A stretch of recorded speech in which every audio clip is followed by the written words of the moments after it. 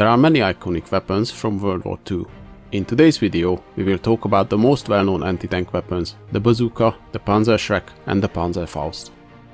How they were developed, their capabilities and their use. First, let's start with the Bazooka, or its proper name, the rocket Launcher M18, which is a well-known sight in every World War II documentary and war movies. The origins of the Bazooka go way back to World War I. Near the end of World War I, Robert H. Goddard were working on his rocket propulsion project and had the idea of the rocket launcher weapon. He proposed his rocket propulsion idea to the army in many ways, as mobile artillery, field weapons and more. He also proposed a tube-based rocket launcher to the army, the precursor of the Bazooka, and demonstrated it at Aberdeen in November 1918 successfully with his co-worker Clarence N. Hickman, but after the armistice was signed, the development was discontinued. Hickman later became head of the National Defense Research Committee, and amongst other projects, he guided the completion of the Bazooka. But the rocket propellant is just one part of the rocket launcher.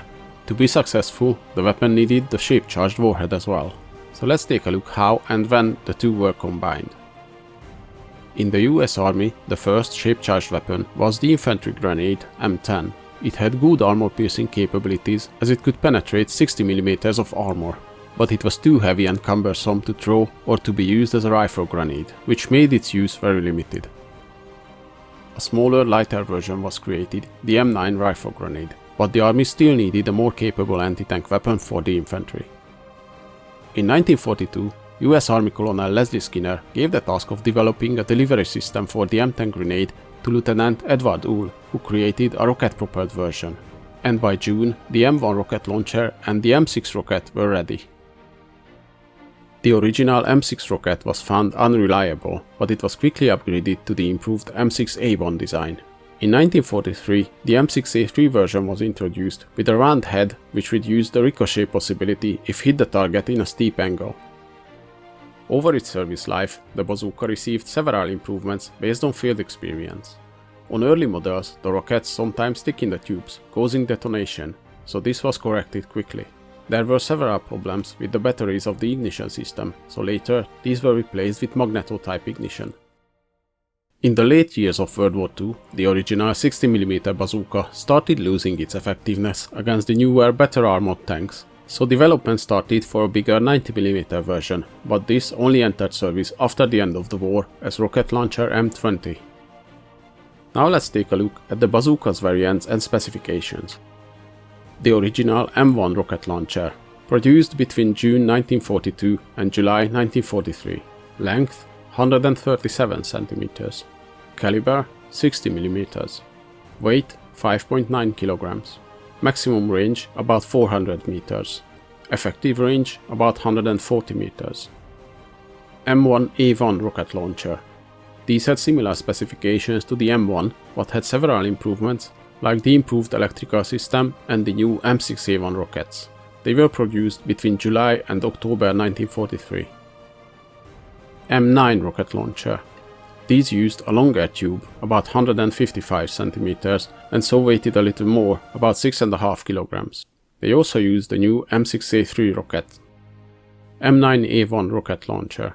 These had similar specifications to the M9, but used improved sights. M18 rocket launcher. This was an experimental aluminum version of the M9A1 rocket launcher. M20 rocket launcher. This was the original prototype for the Super Bazooka, featuring 88.9mm caliber. Its development started after the examination of the German 88mm Panzerschrecks. This weapon could penetrate up to 11 inches of armor and had an extended range, but only entered active service in the Korean War. M20A1 rocket launcher. This was the improved production variant of the M20 rocket launcher. Production started in 1952. Length 152 cm. Caliber 90 mm. Weight 6.5 kg. Maximum range about 900 meters. Effective range 200 meters. M20B1 rocket launcher. This was a lightweight aluminum version of the original M20 rocket launcher. M20A1B1 rocket launcher. This was an M20B1 rocket launcher with the A1 improvements. M25 experimental 3-shot bazooka. This was an experimental tripod version with a top-mounted magazine. The combat history of the bazooka started in September 1942, when some 600 of them were shipped to the British in Egypt. They were impressed with the performance but decided not to use it, because the terrain in North Africa didn't provide enough cover to use a short-range weapon like this. The US Army deployed them later during and after Operation Torch, but it didn't have great success with the early M6 rockets and untrained crews. The German forces managed to capture some of the early bazookas in North Africa, and that led to the Panzerschreck development on the German side, but more on that later. Bazookas were also used later in the invasion of Sicily, where they started to see some progress and managed to knock out a few tanks, including a Tiger tank with a lucky shot. It was quickly realized that the best option to use the bazooka against tanks was to hit the side armor, or if possible, using an elevated position to hit the top armor of a tank, where it usually has the thinnest armor plates.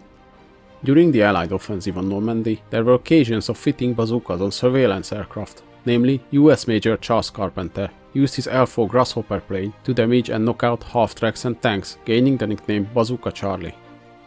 In the later years of the war, the effectiveness of bazookas dropped as the newer German tanks were more heavily armored, and most German tanks used the shirts and armor skirts.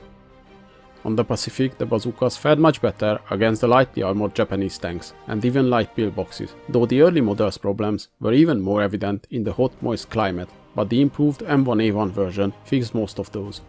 Through the Lend-Lease program, many bazookas were delivered to the British forces, the Soviet Union, the Free French and China. Some of them even found their way to the partisans in Yugoslavia.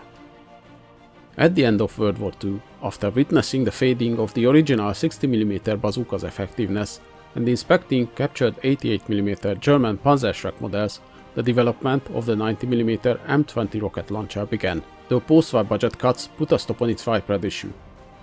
After the start of the Korean War, it was quickly realized that the 60mm M9 and M9A1 bazookas were ineffective against the T-34 tanks.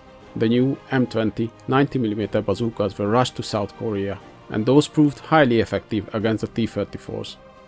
Now let's check the bazooka's German counterpart, the Panzerschreck. The Panzerschreck, or Raketenbusche 54, was the German equivalent of the American bazooka.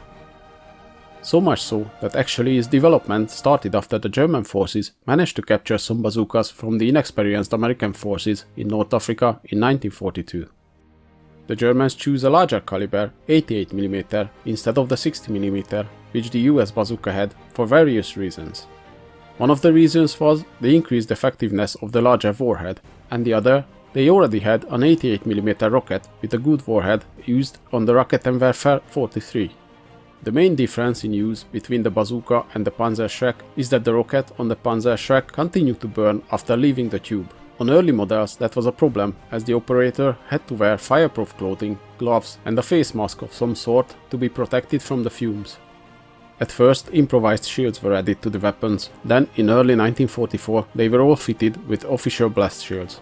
The weapon, when fired, generated a big amount of smoke, making the anti-tank teams vulnerable to enemy infantry. Panzerschreck specifications: length 164 cm, weight 9.25 kg, effective range 150 meters, armor penetration 200 mm.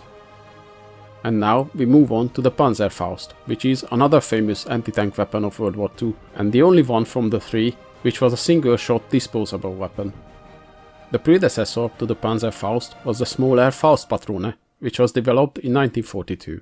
This was a very small weapon, weighing about 3.2 kg and had a 100mm diameter warhead.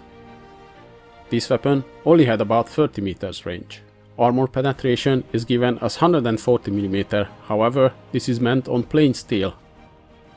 Soon after work started on the Faustpatrone, the Germans started a project for a bigger version of the same type of weapon.